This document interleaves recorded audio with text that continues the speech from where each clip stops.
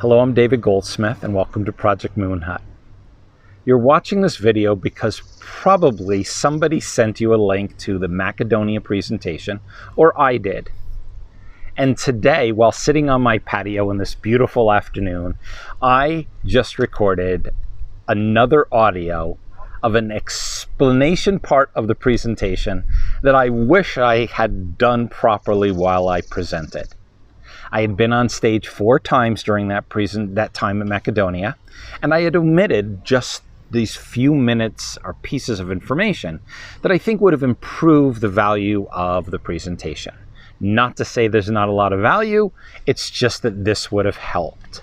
So what I'm going to do is share with you what I think should be inserted into the very beginning of the presentation. It's simply this.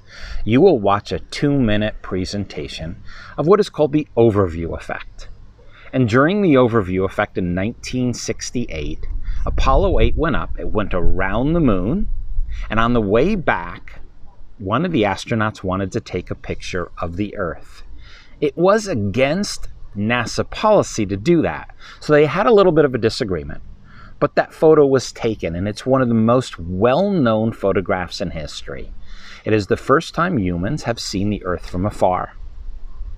And that distance, that seeing of the Earth, has been labeled by Frank White the overview effect.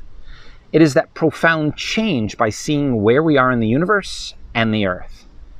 There have been 500 and approximately 50, that's not an exact number, and I'm not giving exact because it's changing all the time, approximately 550 individuals who've been up into space, 24 have seen the Earth from afar, and the balance have seen the Earth from the level of approximately low Earth orbit, or the International Space Station, which sees approximately 1/11 of the Earth as it goes around the Earth. Now the astronauts, when they get to look down at Earth, in the beginning, they're looking for places from where they're from. They could be looking for the United States or Germany or Russia. They could be looking for China. They could look for Italy. They could look for Brazil or Congo. No matter where they're from, they're looking to see the Earth as we know it. And yet, there's always that point in which they realize none of those exist. There's just land. And if they look for the Atlantic Ocean, or the Pacific Ocean, or the Mediterranean Sea, they too see that there's just one ocean. And they're profoundly changed by this reality that comes over them. And what I omitted to say in the presentation was this. I omitted to ask the audience, or I'm asking you, with 550 people who have gone up into space and looked down, do you think the world has been drastically changed? Think about it for a moment. The majority of people, when I ask that question, say no. Some do say yes, and we talk about it. And then no matter what that answer is, I then say, do you think if we sent 5,000 people into space, do you think the world would be different? Answer is majority no, some yes. And then I ask the question 50,000. So the answer or the thought process going into that is more important than the answer you actually give. After they give their answer, I then say, do you think if it was, and let's call it the United Nations, a United Nations decree, that if you took over a country or the leader of a country, you have to go up into space just once and look down. 193 countries, 195 with territories, and you go up to 200s, depending on how you look at it. Not the point. Do you think the world would be a different place? And almost invariably, almost absolutely, everybody says yes. And the reason is they understand that if people in decision-making roles who affect policy, who affect all sorts of different implications through their country and globally, the world would change. Does that mean that every person who goes up is going to see it as positive? Some might want to take over territories. Some might want to expand or to take advantage of what's gone on. Not the point again. It's just that if that group of individuals has a common ground to speak about, we therefore would have different dialogue.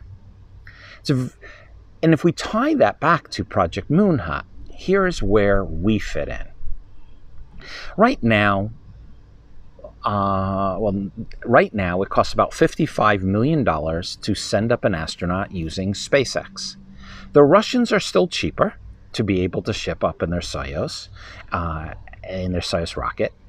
However, that's still, no matter what number it is, it's very expensive and still is unsafe.